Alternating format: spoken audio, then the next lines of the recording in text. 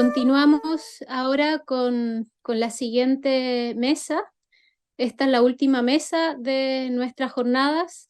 También avisar que recuerden que está la posibilidad de ver los documentales de Bosque de Niebla y Rebelión por la Vida. Cada uno y cada una de ustedes les tiene que haber llegado un enlace para que puedan ver estos documentales. Así que bueno, para no tener ningún tipo de retraso, vamos a iniciar la mesa Diálogo en Acción, Proyectos Medios Ambientales Budistas. Esta mesa va a ser dividida en dos. Primero vamos a tener 3 presentaciones, cada una de ellas va a durar 15 minutos y al final de las 3 presentaciones vamos a dar 30 minutos en que esperamos que las personas que van a presentar puedan entrar en un diálogo, así que ahí les pido tanto a Monse, también a Mukari Konin y también a María Roveda que estén ahí interactuando un poco en lo que puedan conversar después en esos 30 minutos y también va a ser un tiempo para preguntas, ¿bien? Así que bueno, vamos a partir con Monse Castelao Olivé, presidenta de Sagiadita España, con la presentación Dharma Gaya. Vamos, Monse, muchas gracias. Bueno, pues Elvira, muchísimas gracias. No solo a ti como coordinadora, bueno, que menos mal que estabas todo el rato, o sea, que estás ahí hace muchos días, ¿no? Organizando todo, o sea, que muchísimas gracias a todos y todas las que habéis estado organizando. Y también un especial agradecimiento, por supuesto, a Daniel Millet, por habernos invitado. Bueno, pues Dharma Gaya es una sección dentro de Sakyadita Spain, ¿no? Sakyadita España. Y Sakyadita España es una filial de Sakyadita Internacional que fue fundada en el 87.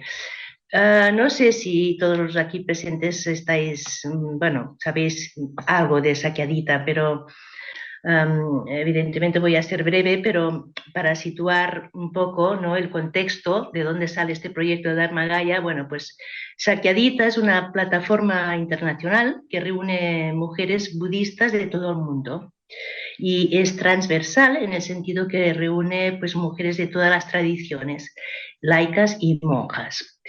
Y esto se fundó en 1987 en Bodh Gaya, Sakyadita Internacional. Y hay sakyaditas en diferentes países. Entonces, en España fundamos Sakyadita en el 2015 y, de hecho, aprovechando que tenemos la misma lengua, ¿no?, pues también hemos estado conectando con mujeres budistas de Latinoamérica. Entonces, pues bueno, un poco este es el enfoque y la misión, o sea, ¿cómo es eso, no? O sea, una plataforma de mujeres budistas. La idea es, la misión de Sakyadita básica es integrar la visión y la experiencia de las mujeres en el seno del budismo. Y eso se basa en el hecho de que el budismo, como todas las demás tradiciones religiosas o espirituales, pues debemos recordar que se originó en una época y en un entorno fuertemente patriarcal, ¿no? Entonces, bueno, pues el budismo, como las demás tradiciones, arrastra el condicionamiento sociocultural del patriarcado, ¿no? Y esto, de hecho, sucede en todos los ámbitos de la sociedad, o sea que en el budismo también, ¿no? Las mujeres quedaron al margen o fueron silenciadas. Entonces, bueno, este sería, digamos, el contexto de Sakyadita, ¿no?, de la Asociación Internacional de Mujeres Budistas. Y en ese sentido, ¿de dónde salió esto de Dharma Gaya, ¿no? Entonces, pues bueno, teniendo en cuenta que la estructura relacionada con el patriarcado es jerárquica y piramidal, bueno, pues en la cúspide de la pirámide se halla el hombre blanco, y no me refiero al ser humano, sino al hombre, y en la base de la pirámide pues encontramos las mujeres y la naturaleza, ¿no? Entonces, desde siempre ha habido esta estrecha relación entre mujeres y naturaleza. Y por este motivo organizamos a finales del 2020 el segundo simposio de Sakyadita, que se celebra cada 2 años, y esta vez lo centramos en este tema, ¿no? Y ahora me gustaría compartir una imagen, solo un momento. Supongo que puedo hacerlo, si no, Elvira, ya me ayudarás. Que simplemente eso, a ver, para que veáis simplemente la imagen del simposio, de dónde salió esto de Dharma Gaya, ¿no? Bueno, pues en esta ocasión organizamos este segundo simposio, pues Dharma Gaya, Budismo, Mujeres y Crisis Climática. Entonces, damos voz, que es uno de los objetivos, digamos, de los propósitos de Sakyadhita, dar voz a las mujeres, y en este caso pues dimos voz sobre este tema a Tenzin Palmo, Yechuma Tenzin Palmo, de la tradición budista tibetana. Seguramente que la conoceréis, es una de las primeras mujeres occidentales que se adentró, digamos, en el budismo, ¿no?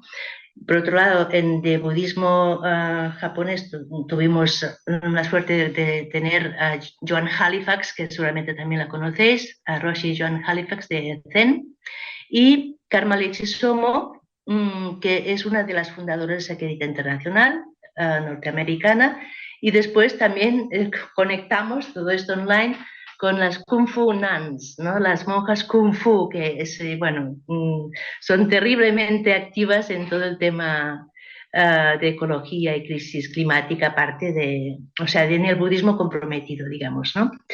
Bueno, y de ahí, volvemos a lo que estábamos, desde ahí pues surgió, ¿no? Que después de este simposio tan interesante, ¿no? Pues que queríamos profundizar, ¿no? Que debíamos seguir con esta línea. Y entonces es cuando abrimos la sección de Dharma Gaya con el propósito justamente de profundizar en este ámbito y hacerlo en dos vertientes. Por un lado, creamos, y está en progreso, digamos, un grupo de investigación con el propósito de indagar a nivel de textos, ¿no? ¿Qué textos budistas en estos momentos nos pueden aportar la inspiración y conocimiento, ¿no? Que nos puedan ayudar a afrontar los desafíos a los que nos vemos enfrentados en el momento actual, ¿no? De emergencia climática. Esto es una parte muy importante que nos gustaría mucho, pues bueno, que pudiéramos crear realmente un grupo de investigación, ¿no? sobre textos budistas, que sin duda tenemos un tesoro ahí al lado, ¿no? Y, o personas de que ya están, ¿no? Investigando estos textos. O sea, que se pudiera, esto está, pues ya os digo, ¿no? En progreso, pero no se ha materializado prácticamente nada aún de esta vertiente del grupo Dharma Gaya. Y por la otra vertiente, se centra en compartir un espacio en el que invitamos a personas budistas involucradas en el ámbito del budismo y ecología, ¿no? Para que compartan su conocimiento, su saber, su experiencia. Ahí justamente tuvimos el honor también de acoger a María, a Elvira, que la tenemos aquí. Pues bueno, ella fue una de las personas invitadas, que fue realmente muy interesante todo lo que compartió.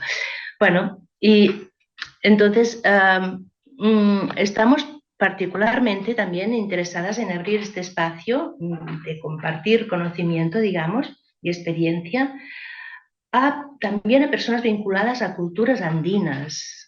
O sea, estamos convencidas, ¿no? Que por sus fuertes vínculos profundos con la madre tierra, con la naturaleza, hay algo que aportar muy potente en este sentido, ¿no? De hecho, no sería nada nuevo. O sea, siempre, si tenemos en cuenta a nivel historia, ¿no? De la historia del budismo, siempre que se ha integrado en una nueva cultura, ha habido una interacción con la cultura receptora, ¿no? Y de ahí se nutre, ¿no? Se van nutriendo aspectos de aquel lugar, ¿no? Bueno, pues veremos cómo irá transitando el budismo en estos países. Y por nuestra parte, pues queremos abrir las puertas a que haya esta interacción, ¿no?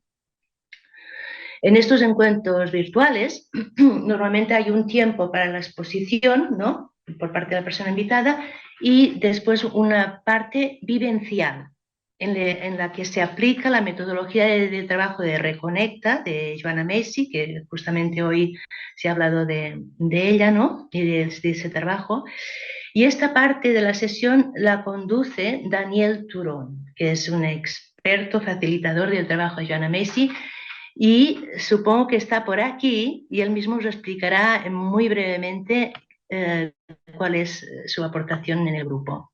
Quería simplemente explicar así o citar las 4 fases de la espiral, pero no sé, no tengo mucho tiempo, pero bueno, haré 2 minutitos si queréis, o lo que me dejéis así de tiempo para no alargarme. Bueno, las 4 fases, a ver, Joanna Macy, como activista desde hace 40 años, y ese trabajo del duelo que ya ha estado muy bien explicado en estas jornadas también, ¿no? Por otras personas, pero quería como explicar las 4 fases. La primera, la gratitud, ¿no? Sabemos cómo establecer, como en el budismo, ese estado de la mente en el cual podemos agradecer la vida profundamente, ¿no? Podemos agradecer el cosmos, podemos agradecer la naturaleza, todo lo que nos ha traído hasta aquí, ¿no? La evolución.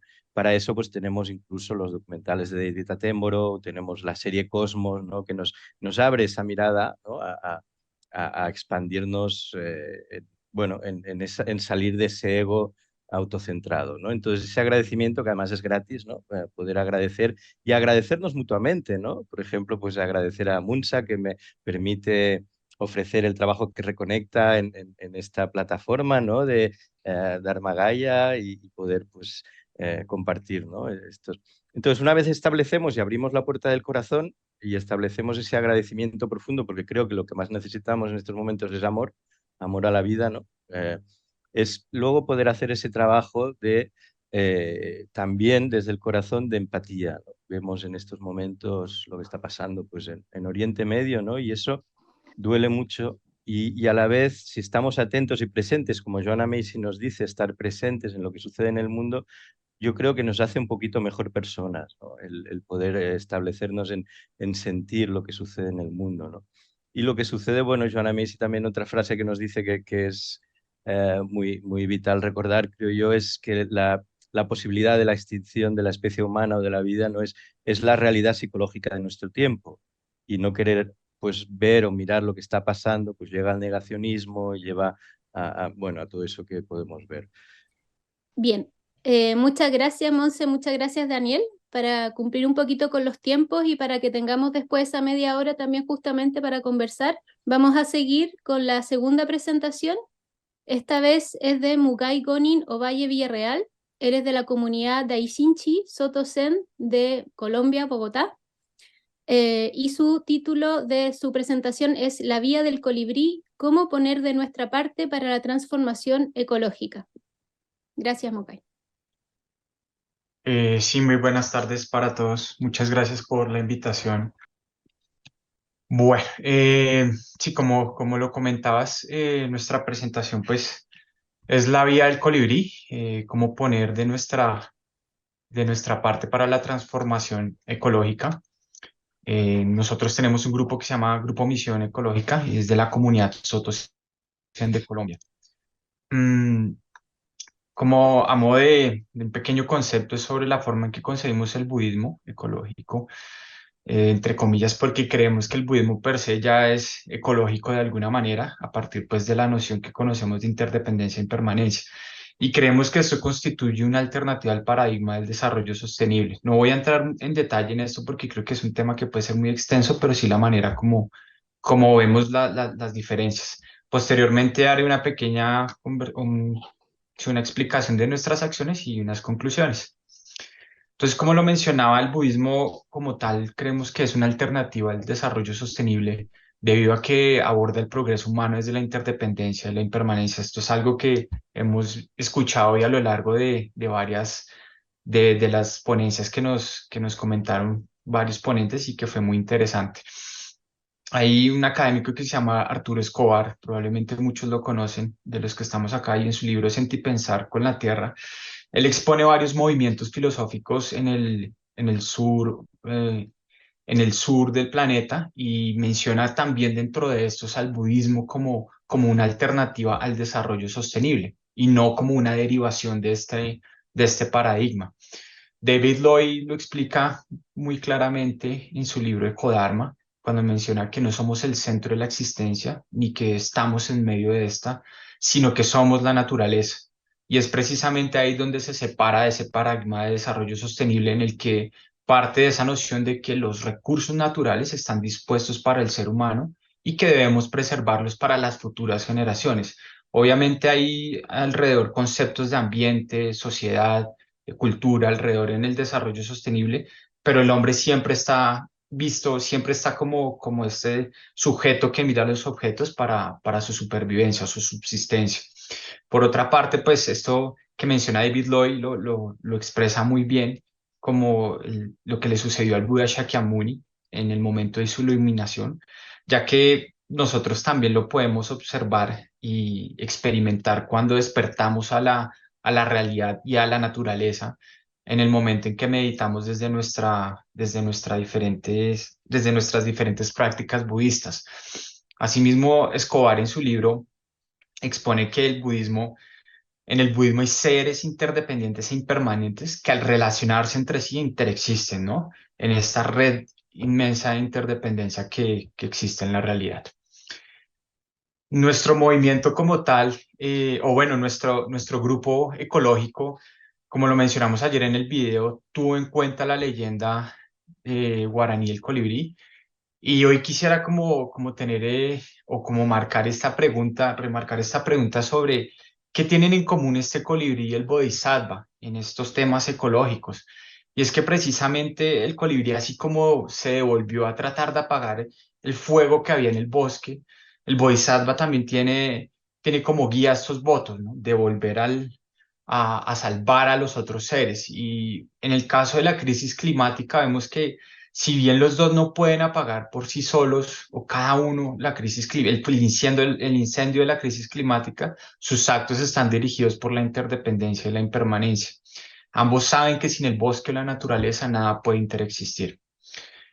Ahora quisiera nombrarle 4 nociones que tenemos en cuenta dentro de nuestras prácticas, dentro de nuestra práctica como tal, no solo sentados en el cojín haciendo sasén, sino que también buscamos que trasciendan eh, en nuestros actos cotidianos. Y es que nuestras acciones, por pequeñas que sean, están conectadas con la totalidad, que están guiadas por la medida justa, que incluyen a todos los seres sin discriminación y que están dirigidas al cuidado de todo lo que existe.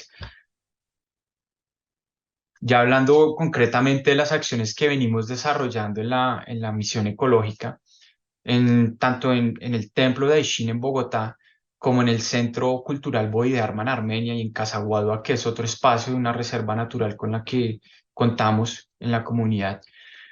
Nos hemos hecho siempre la reflexión y el cuestionamiento de lo que consumimos, de las cantidades, de los tipos que generamos, a quienes y cómo afectan, como parte de nuestra práctica de aseo en el templo, que se llama SAMU, así como también en otras actividades cotidianas como la preparación de las comidas, los productos que utilizamos, porque pasamos de una migración de productos químicos, por ejemplo, en el caso del aseo del templo y aseo personal, con el fin de que estos productos sean lo menos posiblemente dañinos con la naturaleza y todos los seres que la habitan, aguas abajo, ¿no? Después de que lo utilizamos. Es así que dejamos de usar cloro y empezamos a usar vinagre, multiusos, jabón de manos, detergentes de ropa y lavalosa que son ecológicos de alguna manera, precisamente porque estos productos son biodegradables y no tienen compuestos cancerígenos, además de que sus envases son retornables, entre otras características con las que cuentan. Otra de las acciones que hemos venido realizando es hacer seguimiento como a los consumos de agua y electricidad que tenemos, particularmente pues en los espacios del templo y en Bogotá y el Centro Cultural en Armenia, Bodhidharma.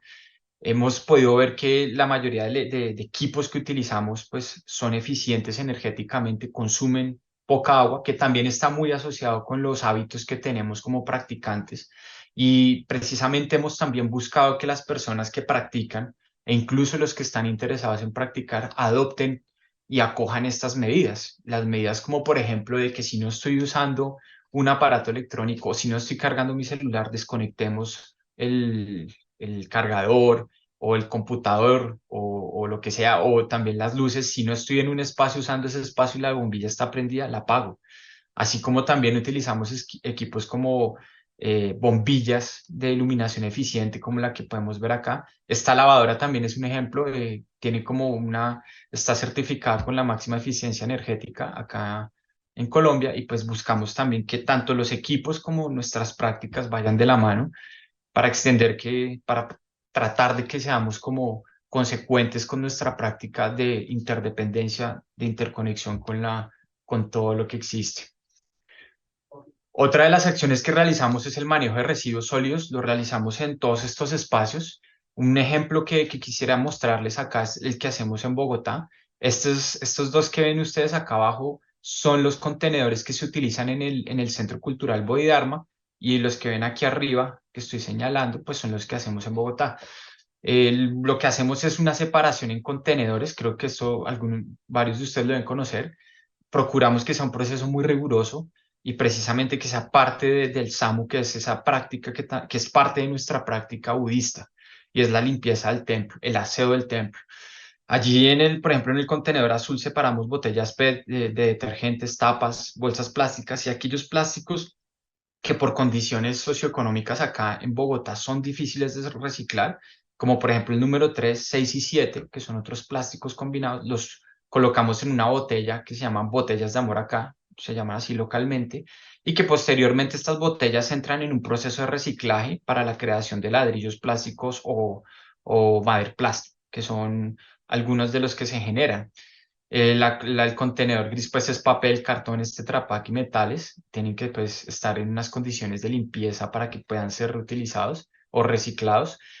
Tenemos el contenedor verde, que son los residuos orgánicos aprovechables, que los utilizamos para la configuración o la construcción de pacas biodigestoras. Ahorita les compartiremos esa actividad.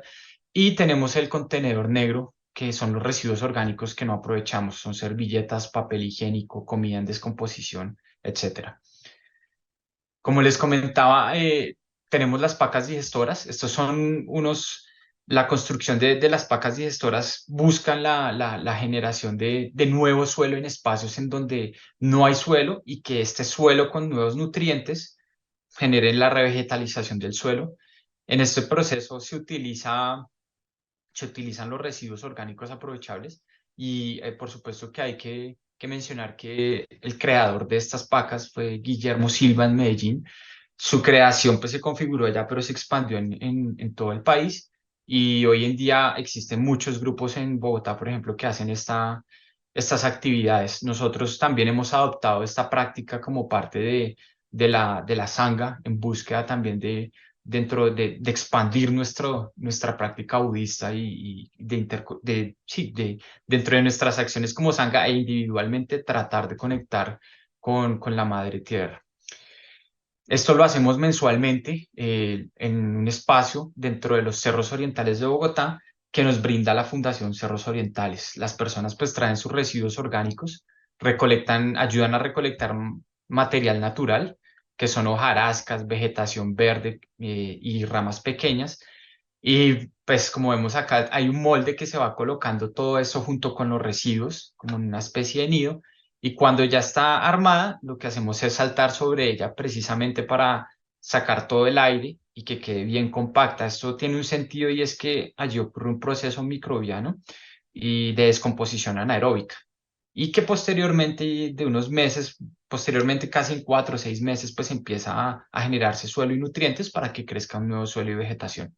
Lo que buscamos es que, como les mencionaba, nuestra práctica también se extiendan estas acciones ecológicas, y que también podamos sensibilizar no solo a las personas de la Sangha, sino a aquellas personas en la ciudad que buscan tener una conciencia ecológica. Tenemos la reserva Casaguado, es una reserva que es de bosque húmedo tropical en Salento, Quindío. Allí se encuentra Genshin, que es un practicante muy asiduo de nuestra comunidad y es quien dirige esta reserva junto con otra persona también. Y allí también hay un centro de práctica de la comunidad dedicado para hacer sasense. Es esta maloquita que pueden observar aquí. Y bueno, pues esta reserva es impresionante. Si algún día vienen a Colombia, los invitamos a conocerla. Es una reserva que cuenta con una microcuenca que produce 1.800.000 litros de agua por día, captura alrededor de 4.200 toneladas de dióxido de carbono al año. Actualmente la reserva se encuentra participando en un proceso para la venta de bonos de carbono. Esto lo hacemos con el fin también de poder financiar no solo el mantenimiento de la reserva, sino algunas otras actividades de nuestra comunidad budista. La reserva promueve el modelo de bioturismo que va más allá del turismo sostenible, ya que se busca que los turistas experimenten su responsabilidad de proteger la reserva al hacérseles socios de este lugar durante su estadía. Para esto se debe cumplir con un reglamento de sustancias prohibidas, que son químicos y antibióticos que están en la mayoría de materiales o productos de aseo que utilizamos en nuestro diario vivir, como jabón, champús, protectores solares, pastas de dientes.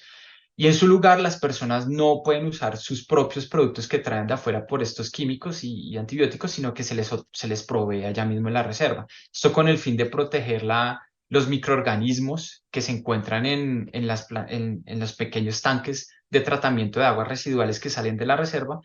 Y lo que se ha podido corroborar por medio de monitoreo de aguas es que esta agua sale muy pura, casi en un 90%, y cuando sale al ambiente, el mismo ambiente la devuelve a un 100% de limpieza. Otra de las acciones que hacemos es el Sacen al Parque.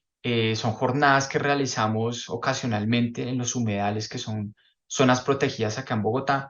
Y lo que planeamos en el futuro es que estos sacenes o estas jornadas de Sacen al Parque estén acompañadas también de unos momentos de recolección de residuos que hayan en la calle.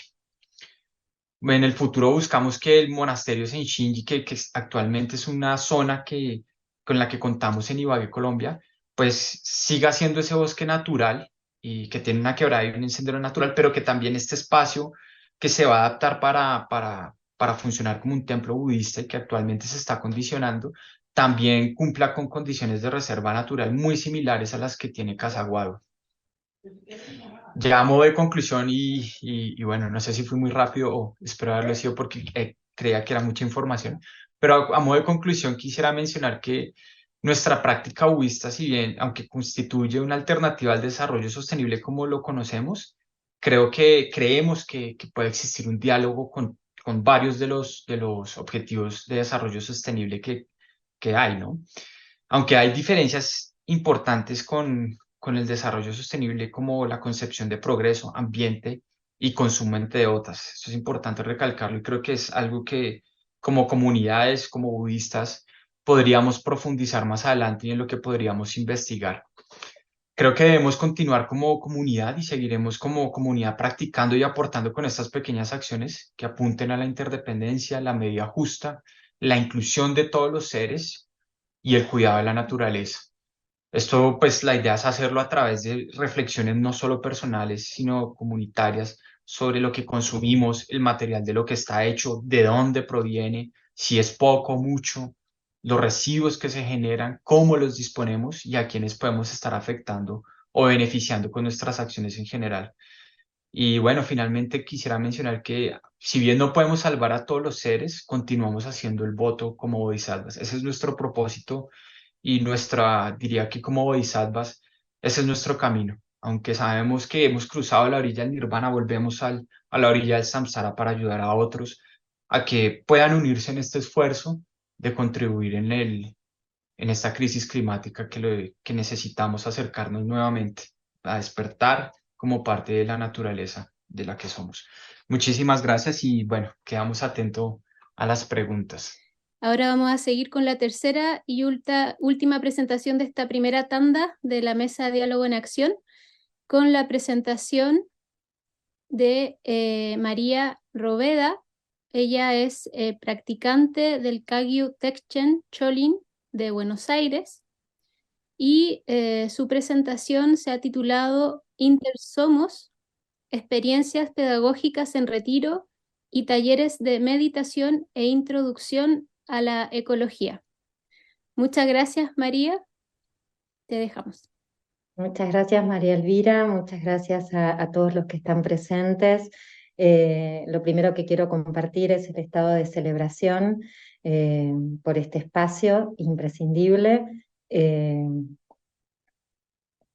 por la condición de este espacio completamente abierto y por la condición también de interseccionar saberes, y no solo saberes, campos del saber, sino distintos actores y actrices en ese campo con distintos roles. Así que lo primero que quería como hacer era que salgamos un poquito de la pantalla y rescatemos una práctica que muchos de nosotros conocemos. No sé si todos hacen práctica de meditación, pero cualquiera de nosotros está cerca de su respiración y de su propia sensación corporal. Entonces, para compartir las palabras con las que inicio esta experiencia, los invito, si quieren, un instante a alejarse cerrando los ojos y a tomar contacto y conciencia de la corporalidad y de la respiración, esa corporalidad que ya contiene todo aquello que necesitamos saber. Las palabras con las que inicio son de Karmapa Orgyen Trinley, la cabeza de la escuela Karma Kagyu, el linaje que yo sigo dentro del budismo tibetano, y estas palabras dicen: si se me preguntara cuál es tu religión, parecería un poco raro que no dijera soy budista. Después de todo, la gente me ve como un líder budista. Para hacer las cosas simples es más sencillo para mí decir soy budista, y aún así no es como me veo. Más bien me veo como seguidor de Buda. Aspiro a seguir sus pasos. Aferrarse al título budista y ondearlo como una bandera es algo muy distinto. Cuando yo digo que deseo seguir los pasos de Buda, el punto esencial para mí es que él usó su propia inteligencia para descubrir el significado de la vida dentro de sí. No lo descubrió de textos escritos por alguien más o de una serie de reglas formales. Él lo encontró dentro de sí, dentro de su propio noble corazón. Todos tenemos el potencial de hacer esto. Entonces, inspirada en esto, y también en el título de la mesa, Proyectos Medioambientales Budistas, voy a compartir pantalla. Va a ser más ágil para mí y para quienes estén escuchando. Bien.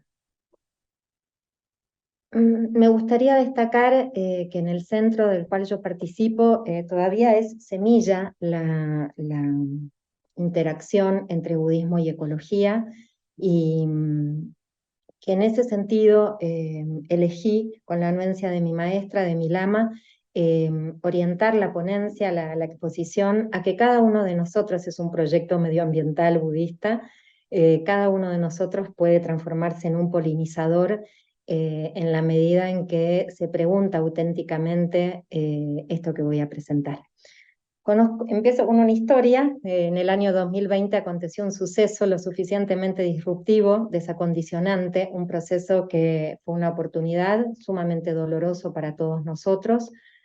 Ese proceso fue la pandemia del COVID.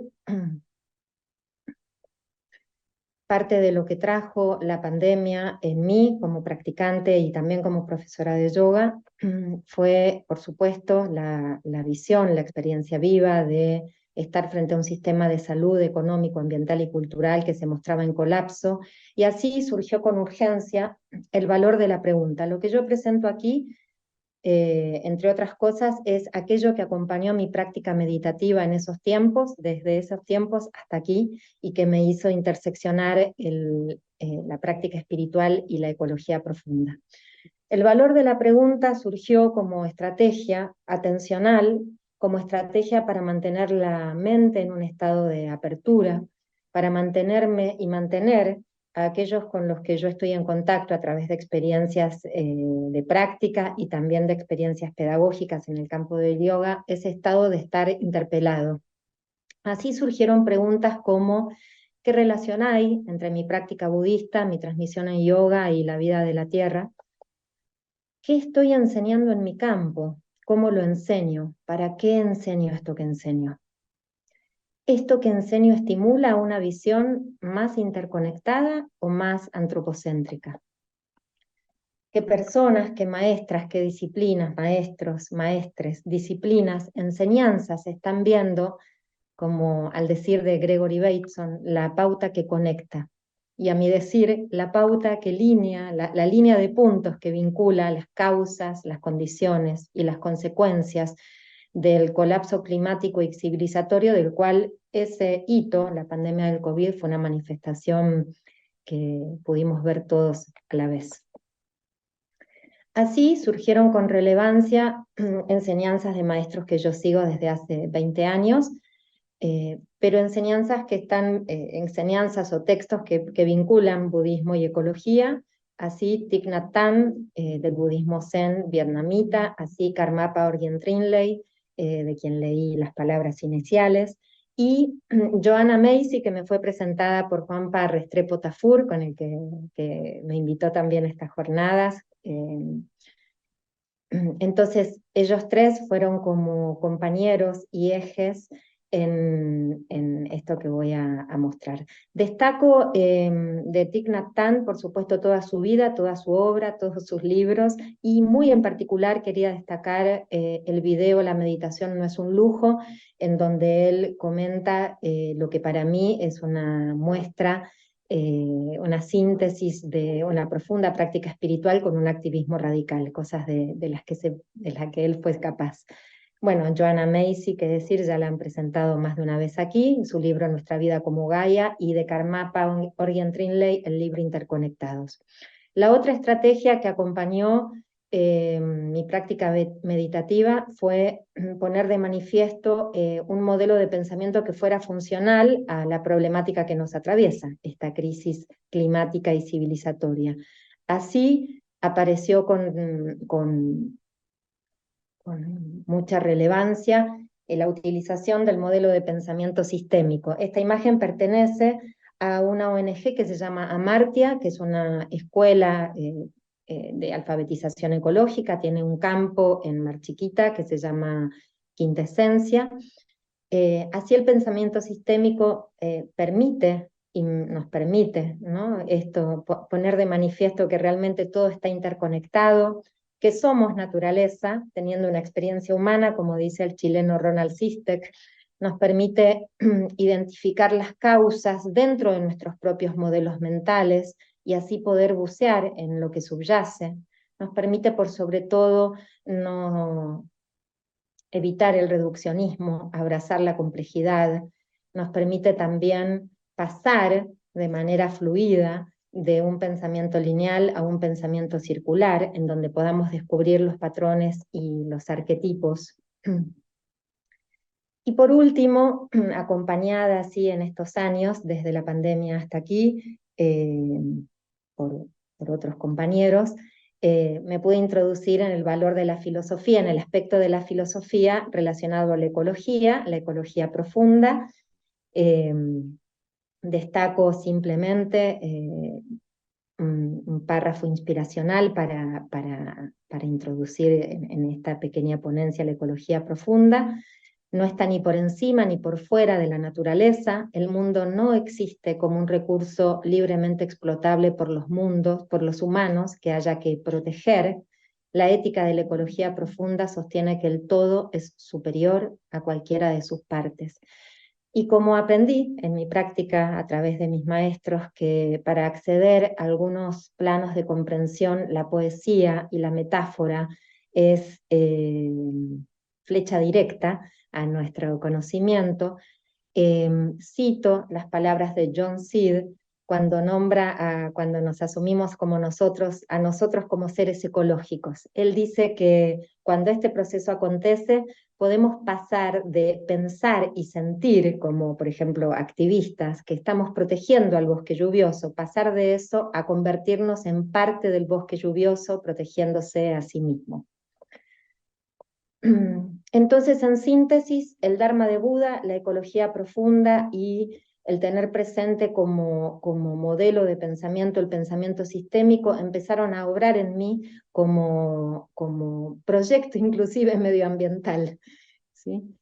acompañada también por la herramienta de la pregunta. Cada uno de nosotros es un proyecto medioambiental. Entonces, los practicantes de budismo necesitamos mucho, los seres humanos, no solo los practicantes de budismo, de la alfabetización ecológica. Observar, reconectar, aprender modos de cooperancia, de resiliencia, aprender modos de resolución que tiene la naturaleza. En lo específico, más allá de prácticas de cuidado del medio ambiente, como la separación de los residuos, etcétera, podría incluirse el activismo medioambiental como práctica de karma yoga. A veces el karma yoga se simplifica o se reduce a la acción social. Los activistas por la ecología pueden enriquecerse con la alfabetización espiritual. Desde el budismo, la práctica, por supuesto, de meditación, la reflexión profunda en la interdependencia, la vivencia de la incertidumbre, pero en el contexto, en el marco que nos da la práctica budista, la impermanencia, el rescate de la belleza de esta preciosa existencia humana, y como nombra y subraya Satish Kumar en uno de sus libros, el desapego del fruto de la acción, trayendo palabras del Bhagavad Gita, ¿no? Aprender que en el servicio, en el servir, ya está el resultado de la acción. Ahora presento los modos en que puse de manifiesto en concreto esta experiencia en estos años, algunos modos posibles. Primero, retiros de meditación y ecología profunda en el campo de retiros del Kagyu Tekchen Choling. Este es el centro de retiros de budismo tibetano en la provincia de Buenos Aires. En la foto a mi izquierda está mi lama, por supuesto. Aquí se interseccionaron, para público en general, no practicantes budistas, se interseccionaron, por supuesto, prácticas de meditación con ejercicios que provee el libro Nuestra vida como Gaia, de Joanna Macy. Esto es algo que estamos haciendo muchos profes de yoga, que hemos hecho. María, disculpa, Sí, perdón. te interrumpo. Tienes Sí. un par de minutitos para ir cerrando, porfa. Perfecto, gracias, muy amable. Lo estaba mirando también. El segundo fue un taller de lo mismo, sobre lo mismo en formato más sintético en el campo Quinta Esencia. Este es un taller para activistas, ya me refería a lo que es la ONG Amartya, ¿sí? Yo lo hice como practicante de budismo. Obsérvese en las fotos la importancia que le dan a la circularidad, a lo mandálico. Ellos hacen programas de agroecología, permacultura, para distintos niveles, articulan con distintos niveles de la sociedad. Y por último, inspirando en esta máxima piensa global y actúa local, en el barrio me uní, primero junto a 4 vecinos y hoy somos 200, en un proyecto de activismo ambiental, a raíz del extractivismo urbano que provoca el Código de Edificación Urbanística en Buenos Aires, haciendo que se pasen de edificios de 3 pisos a 9 pisos, 15 pisos, etc. Lo que destaco de aquí, y destacan los participantes de las asambleas, es el estado de escucha que hay entre los vecinos, y considero que en ese sentido es parte de lo que hemos hecho para propiciar una comunicación no violenta. Entonces los puntos de intervención han sido un templo, una ONG y el barrio. Esta es la síntesis de aquellos lugares en los que se puede intervenir desde la práctica espiritual. Cierro con palabras inspirantes de Thich Nhat Hanh: un Buda no es suficiente, necesitamos una comunidad consciente. Esa comunidad somos nosotros juntos ya somos un Buda. Muchas gracias. Gracias, Elvira. Muchas gracias María. Te agradecemos mucho tu presentación, como también la presentación de Montse, de Daniel y también de Mugai y Connie.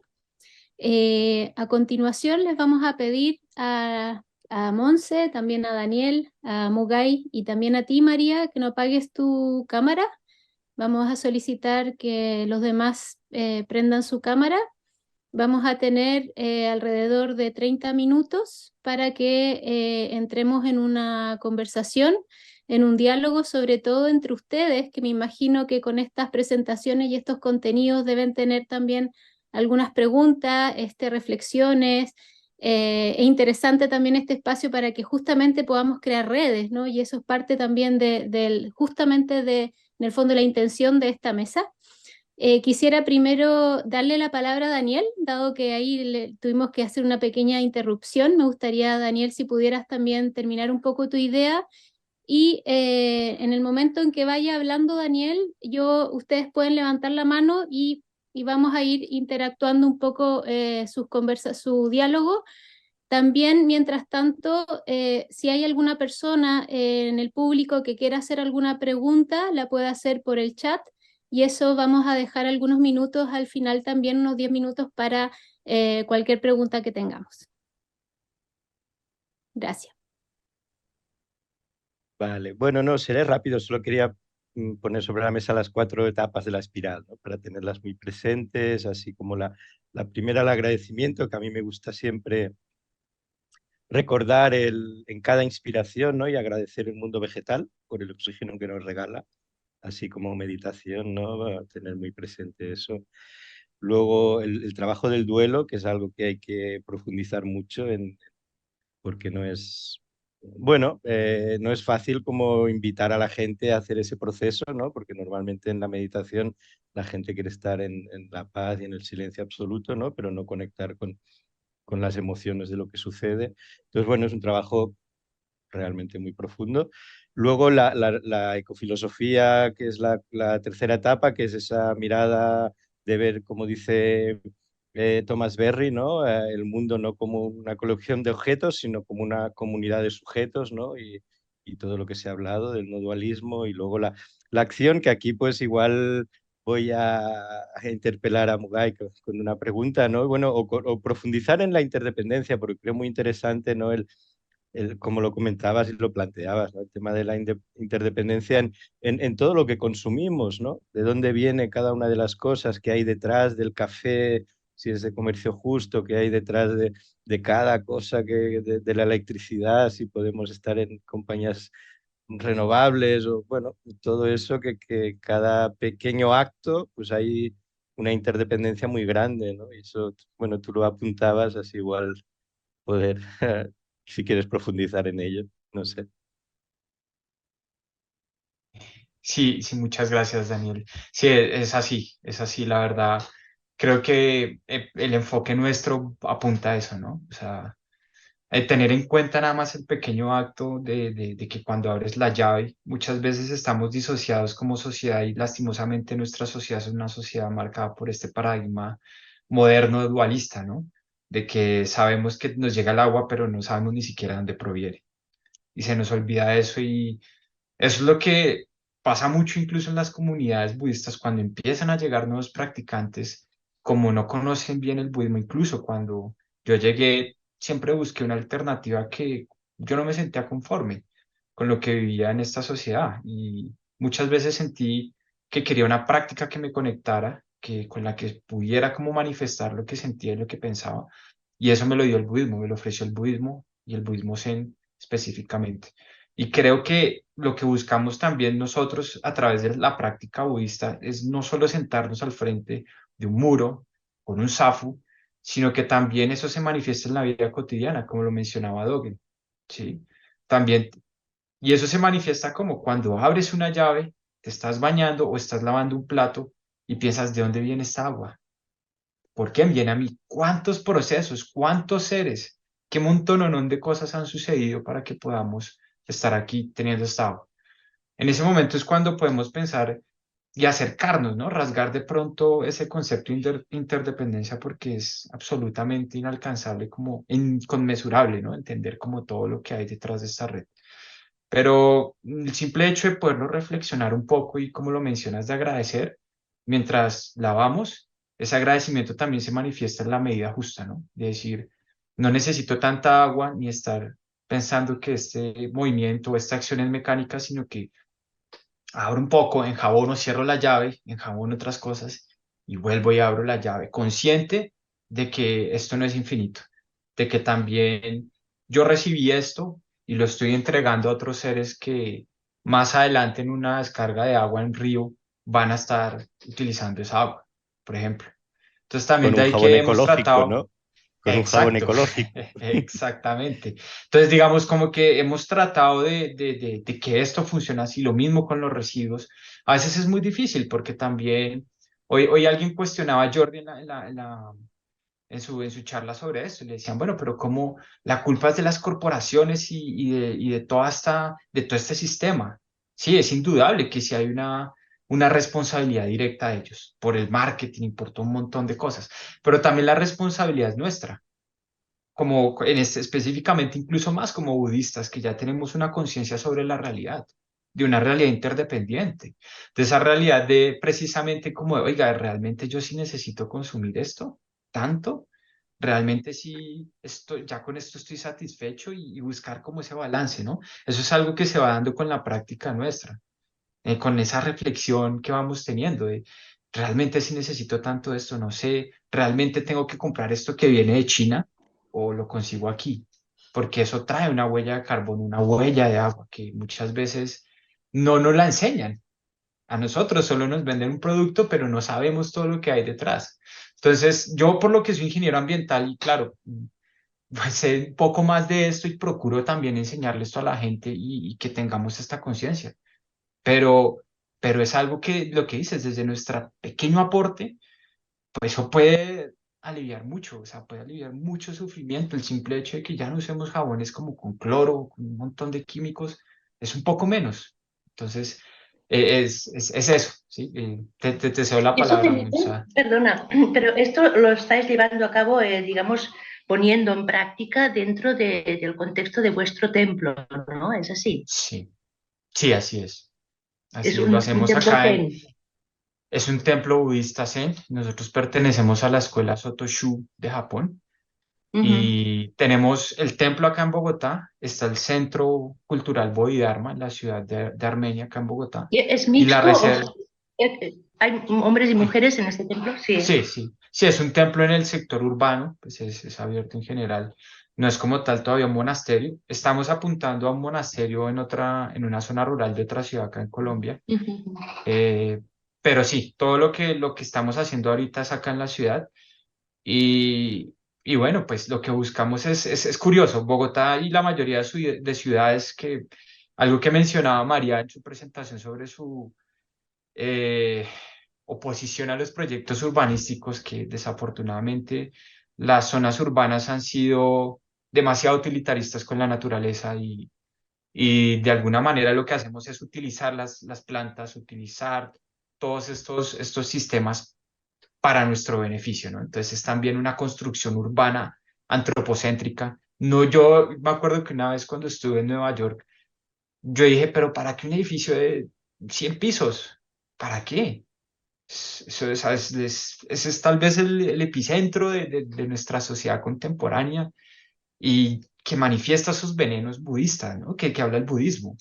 Y más bien una edificación, hay un arquitecto acá colombiano que habla sobre que no es necesario que una construcción sea tan alta porque esto, si tú quieres tener árboles en una ciudad, por ejemplo, y por estos árboles quieres que se cree un pasaje para que pase la avifauna o especies de aves, pues no tienen que ser tan altos porque ellos necesitan escucharse entre sí. Ellos necesitan visión para ver hacia dónde moverse. ¿Sí? Si quieres conectar una ciudad con las zonas protegidas, hay que repensarlo, ¿no? No en nuestro contexto humano centrado en nosotros, de que creamos todo para nosotros, sino cómo estas especies interexisten también en nuestra urbe. Y creo que en los proyectos, algunos proyectos en los que yo he trabajado como urbanos, me he dado cuenta de esto y creo que hay que replantear ese paradigma. Si nosotros lo podemos hacer desde nuestro pequeño aporte como comunidad, porque obviamente todo esto es un sistema mucho más amplio, y generando estas pequeñas reflexiones de acercarnos a la naturaleza, tal vez empezando por eso, ¿no? Porque en realidad es despertar a esa naturaleza que muchas veces está en esas zonas protegidas en una ciudad o en los cerros orientales, como acá pasa en Bogotá. Hagan de cuenta que Bogotá está acá y acá está la zona protegida y está como separada por un límite invisible, por una norma, pero la gente ve los cerros al lado y no se acercan. Y los ven allá y son hermosos, porque uno los ve, yo los veo y son hermosos, pero lindos y todo, pero eso es como, hay un dicho acá en Bogotá, en Colombia, que decimos, eso es como tener a la mamá, pero muerta. Tú puedes tener una foto, pero si para ti no está viva, si no convives, si no hablas, si no, ¿de qué sirve? No, no sirve de nada. Entonces, eso es lo que más tal vez yo diría lo bello del budismo, y es que el budismo, cuando yo pude descubrir que de alguna manera es hasta la narración, cómo despertó el Buda, uno dice, es fantasioso, es algo que te inspira, ¿sí? Pero al mismo tiempo que te inspira, cuando profundizas en la meditación, te das cuenta que no es solo una fantasía, siempre ha estado ahí. Simplemente que la práctica de nuestro zazen o la meditación budista se complementa, es esa base para salir y hacer esas acciones, no es simplemente quedarnos en un cojín. Creo que como budistas tenemos mucho que aportar en esta crisis climática y lo estamos Y haciendo, no es claro, fácil. No es y está fácil muy bien, porque y os felicito por el hecho de que tengáis esto tan presente de ponerlo en práctica, digamos, en vuestra comunidad, ¿no? Y claro, idealmente todas las comunidades budistas tendrían que, ¿no? Ser referente, digamos, para esta vida más sostenible y este cambio profundo que debemos de, o sea, con estas bases que tenemos, con esas nociones de interdependencia, la visión holística, o sea, tenemos las bases de lo que ya se sabe científicamente cómo es la realidad. O sea, tenemos los valores y las bases, ¿no? de comprensión de toda esta nueva realidad que se nos presenta. Y entonces, claro, esto creo que es responsabilidad también de todas las comunidades budistas que hagamos como estáis haciendo vosotros, de que integremos y que y hagamos, o sea, creamos referentes, ¿no? A partir de las bases budistas. Esto sería genial. A ver si todos, a ver si muchos seguimos estos pasos. Gracias. Y aquí un tema, ¿no? Que David Lloyd cita en su libro, ¿no? Que Buda nació en un árbol, vivió toda su vida sentado en un árbol y murió en un árbol.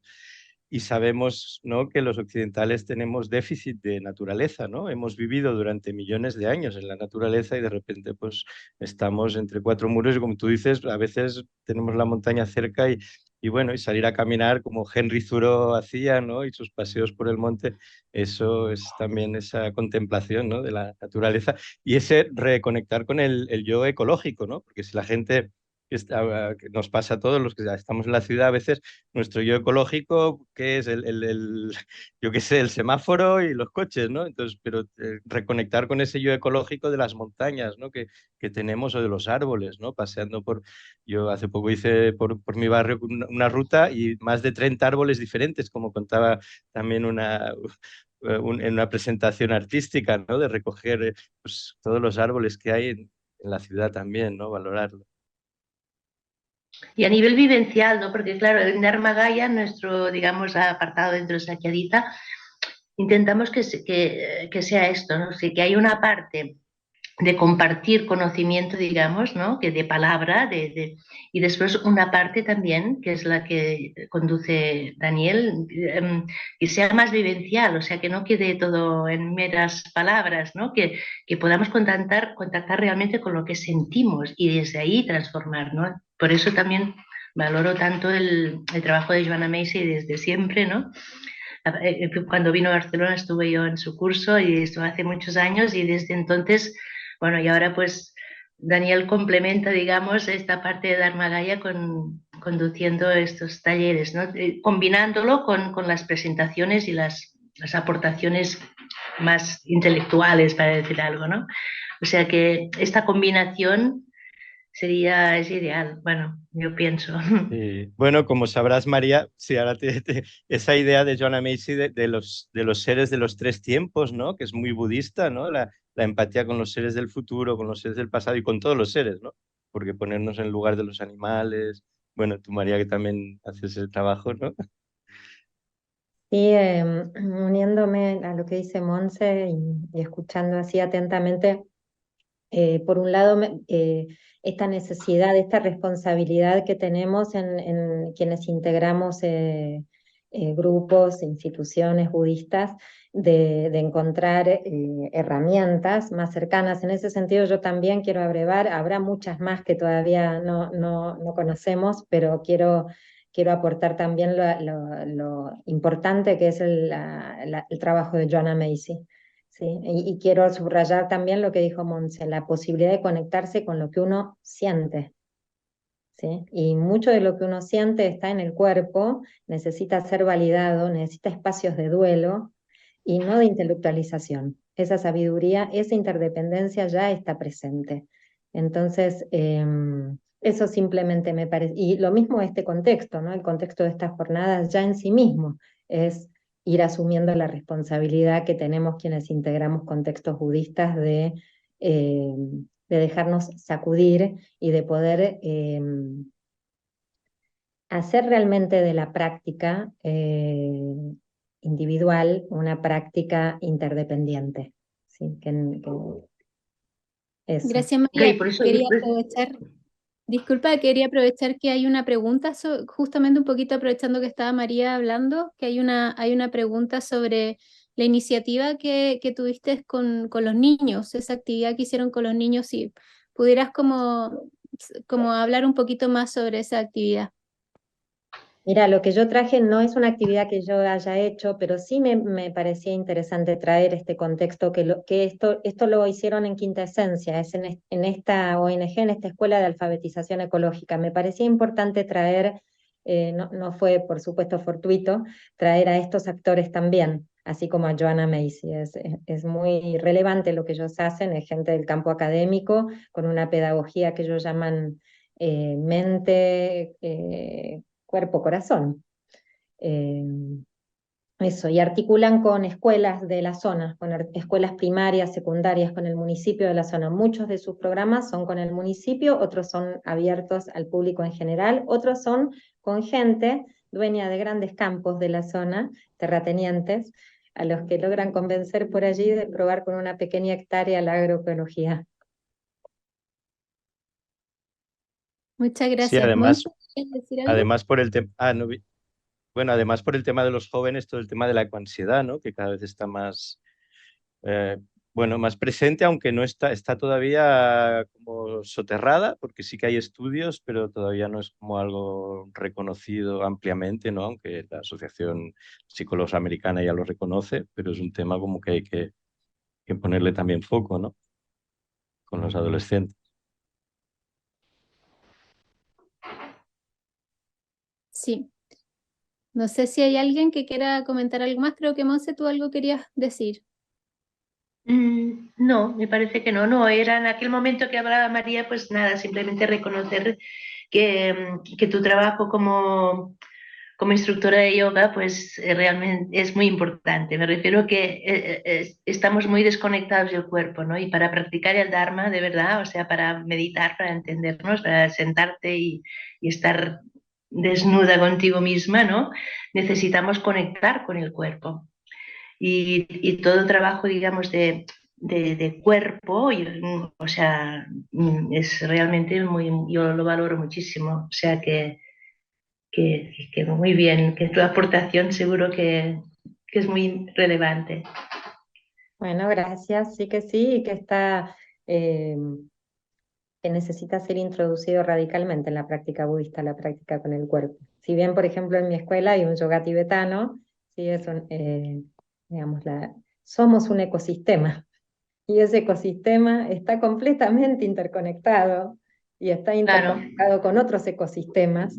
Y me uno a lo que decía, no me acuerdo ahora el nombre, pero la chica brasileña que hace el trabajo de Joanna Macy, cuando nombraba las palabras de Peter Levine, el trauma está en el cuerpo, ya lo sabemos, necesitamos estrategias, esas estrategias existen, algunas lindan lo terapéutico, sabemos que lo espiritual y lo terapéutico se unen en una línea, digamos, en una franja, no es una línea.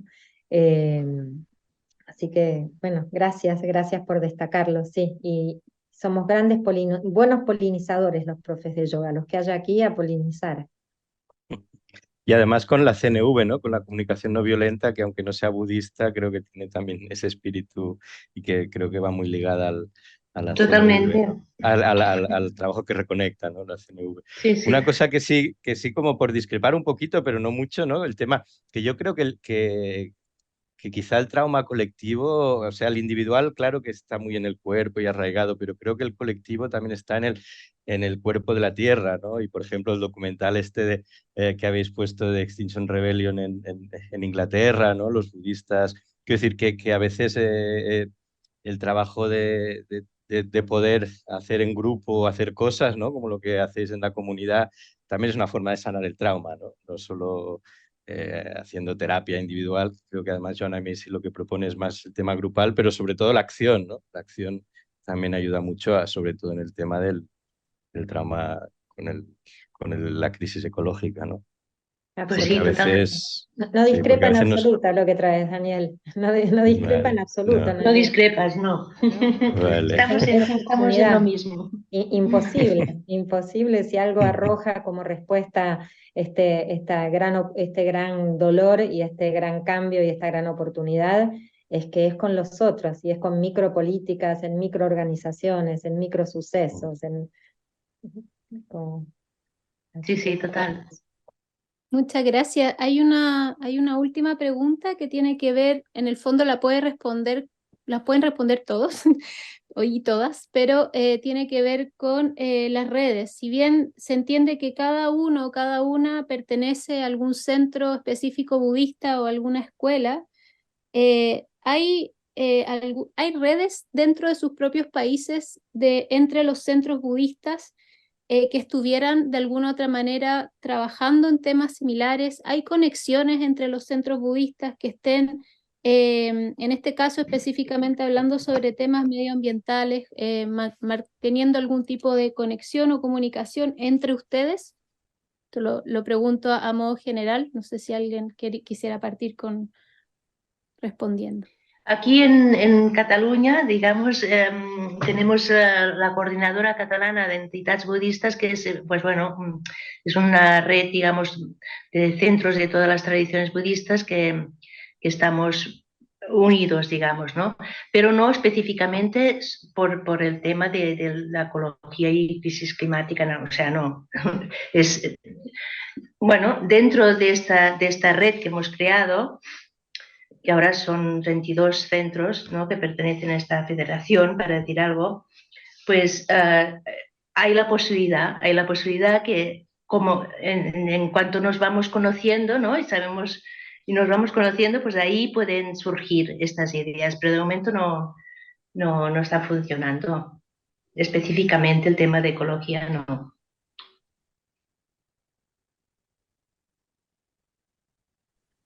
Bueno, yo voy a tomar la palabra, perdón. Sí, no, acá yo creo que en Colombia nosotros por lo menos no tenemos aún una red y creo que este es un espacio maravilloso porque es muy bello ver cómo en muchas partes de Sudamérica y también en Europa, en España, pues está sucediendo esto, ¿no? Entonces como que es un poco alentador, no un poco, bastante alentador, porque los esfuerzos no son de un grupo. Obviamente quisiéramos también con otras comunidades y es algo que estamos planeando hacerlo, lo tenemos en mente, de hecho con un compañero, un practicante, lo hablábamos de que ese es un tema en el que pues es clave, es transversal a la existencia y a la interexistencia. Entonces creo que sí es algo que pues tenemos que tener en el radar y creo que este es un espacio muy, muy valioso precisamente porque lo que les digo, o sea, poder conectar y abrir una red así de amplia es muy alentador. Yo he leído mucho y leía mucho porque me gusta mucho el tema de justicia socioambiental y conocía muchas perspectivas como la de Joanna Macy y otros budistas y muchas corrientes, pero ver que todo esto está ocurriendo y que en Sudamérica nos podemos conectar y articular también me parece maravilloso. Yo creo que si lo iniciáis vosotros, nos iremos uniendo. O sea Así que es. sí, a veces pasa eso, cuando es el momento las cosas salen, ¿no? Cuando las causas y condiciones se reúnen, algo se concreta. Y vete a saber si es este el momento. Yo creo que sois vosotros los que tenéis que iniciar. Después nos apuntamos. En nuestro caso, en mi caso, yo creo que somos las personas por ahora. La red somos las personas, y bueno, las instituciones se hacen de las personas, así que sí, hay una pequeña red, pero no de instituciones, digamos, que hizo que, por ejemplo, hoy estemos acá. Claro, muy Yo lo que bien. sí quería recordar la red de Ecoaldeas, ¿no? Que además en Sudamérica está muy Totalmente, potente, ¿no? Y que totalmente. de alguna manera hay muchas redes conectadas en temas similares.